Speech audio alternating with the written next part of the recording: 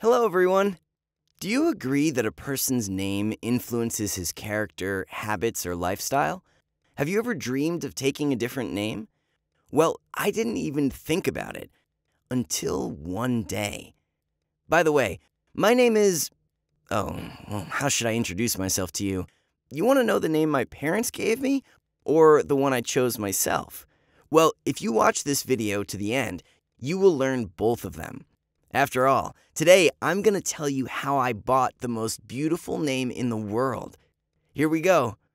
Well, my parents had poor imagination. At least, they definitely didn't want to bother choosing a beautiful name for their son. I mean, me. You know, a kid's name is a big fuss in the family.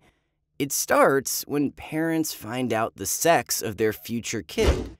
Most often, grandparents, aunts, uncles, cousins, and even neighbors start bombarding them with various name options. But my mom and dad didn't have this one. They told all the family at once they would find me a name themselves. They said they would look into the newborn's eyes and somehow immediately know the name. I don't know what kind of eyes I had when I looked at my mom and dad in the first few minutes of my life, but they called me John. Probably the most common name in the world. By the way, our family name is Smith.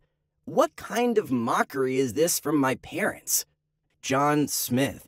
Seems like it was not a name, but just an example on forms and applications. What in the world could sound more trivial than John Smith? Although, when I was a kid, I didn't even think about it. John, Johnny Joe, my friends called me in different ways, so my name didn't seem boring to me. When I got older, the girls in my class got interested in esoterics, astrology, numerology, name meanings. They would gather in the school park after classes and discuss their fates. They also decided which of our classmates was worth having for friends and which were not. That's the first moment when I heard that my name was boring. I liked one girl from my class, Melissa, and she refused to go on a date with me, explaining that my name was the most trivial in the world, which meant I was a boring guy. Of course, I got offended. That day, I even started a scandal with my parents because they gave me such a boring name. They could have chosen Troy, Andrew, Chris, Scott. Maybe in this case, Melissa would have gone out on a date with me. My parents just laughed and said this was just teenage nonsense. It is not the name of a person that matters, but the person himself, character, behavior, habits. They also said that when Melissa grew up, she would understand it herself. Yeah, Melissa regretted about refusing later, and after a few years, I didn't care about it myself. I got interested in music. I started playing the guitar. We had a band with my friends, and we played music in the garage. I dreamed of a musician's career. I even had my own little fan club at school, so I was sure I would never have to run after girls myself. I was wrong. When I was in high school, a new girl joined our class. Her name was Amber, and I lost my head. She was very beautiful and smart. She quickly got used to our class and got a company of girlfriends. Amber was seriously engaged in sports. She practiced synchronized swimming. She was often absent from classes as she was at her training sessions and sport camps. But the teachers understood and turned a blind eye on it. She always knew the content and passed all the tests and exams with a perfect score. I knew many guys liked Amber. I heard them discussing her in the locker room. Some of them even tried to ask her out on a date. But Amber always refused. She said she had no time as she was training all the time. Then she grinned and added she had high requirements for a boyfriend. But none of us knew what these requirements were. After all, some of the guys were athletes, smart students, and just nice fellows with a good sense of humor. But she refused everyone.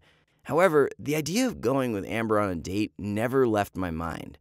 I decided I wouldn't lose anything if I tried to draw Amber's attention to me. After all, even if she refuses me, I wouldn't regret it. I surfed the internet about how to win a girl's heart, so I decided to act carefully and unobtrusively. First, I helped her carry her textbooks to the library. Then I let her go ahead in the school cafeteria line. When Amber got off the school tour bus, I politely gave her my hand. Sometimes I shared my lunch with her. Anyway, I looked like a real gentleman from the outside.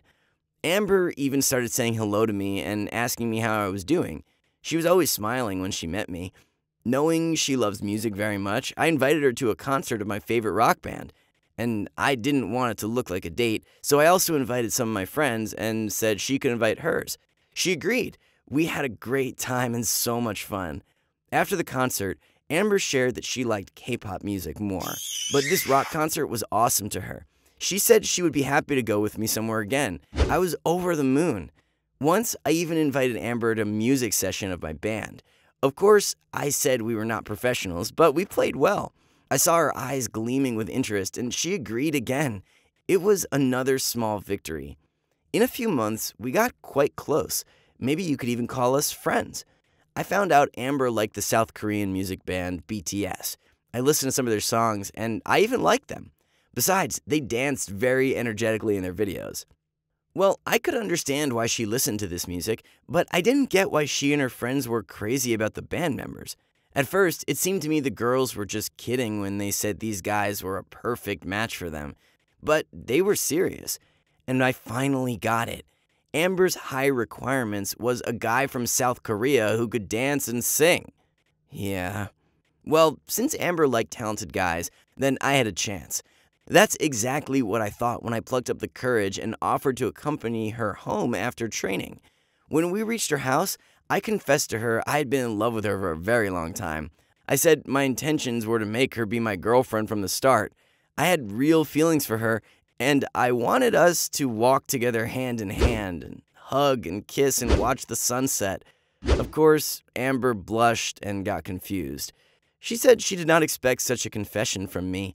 But then she said, no matter how good I was still too far from Kim Tae-hung because he was the most beautiful, talented, and perfect guy in the world, and his name was the most beautiful in the world. Not like mine, John Smith. It's very boring. Yeah, that's exactly what she said, word for word. I didn't even know how to answer that. Did she seriously refuse me, even if she thinks I'm cool? And that's just because somewhere out there, thousands of miles away, there lived a Kim Tae-hung who was perfect in everything. What the heck? Do you agree this was ridiculous? But Amber was totally serious. She gave me a timid goodbye hug and walked home. And I was digesting the information I received. The first thing I did when I got home was to Google Kim Tae-hung. I wanted to know what kind of guy he was, as Amber refused me because of him. It turned out he was a member of BTS. Indeed, most ratings and magazines gave him the title of the most beautiful man in the world. Well, that's fine, but what's so special about his name? Anyway, I spent the next day thinking how I could get Amber to pay attention to me. And you wouldn't believe it, I had an idea. I decided I just needed to change my name. I would become Kim Tae-hung. Then she would definitely become my girlfriend. Because this Korean guy was far away and I was always near. My parents were shocked when they found out I wanted to change my name. Of course, I didn't tell them the real reason for that. So I remembered when I said my name was boring when I was a kid. My mom and dad agreed I was already old enough to make such responsible decisions on my own. They signed all the necessary papers stating they did not object to my new name.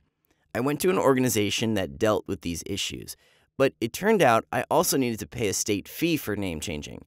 I didn't want to ask my parents for money, so I worked part-time to collect the necessary amount. When I got it, I paid for the procedure. In a week, I got all the papers. From that moment on, I became Kim Tae-hung. I didn't know what I would tell my friends about the reason for my name change, but I decided I would come up with something. After all, the legend that my real name was boring still worked. So I got armed with a new identity card and went to Amber to ask her out again. You should have seen her face when she said again, "You're not Kim Tae-hung." And I confidently showed her my new documents, stating I was Kim Tae-hung, in fact. Of course, she was in shock. While she was thinking what to say, I told her she could wait forever for that Kim Tae-hung, but I would always be her Kim Tae-hung, and I would be with her here and now. I guess she was deeply touched with my words, and she agreed to be my girlfriend. Anyway, me and Amber are dating now, and she kept on telling all her friends that I decided to change my name for her. Of course, sometimes it looked pretty stupid from the outside, but I still have the best girlfriend in the whole world. Do you think I was stupid to change my name? Or that maybe I should regret it? What's the craziest thing that you would do for the sake of the people that you love? Write your answers in the comments section. And if you enjoyed my story, don't forget to click thumbs up. And please subscribe to the channel and turn on the notifications to see all the new videos. Bye, everyone.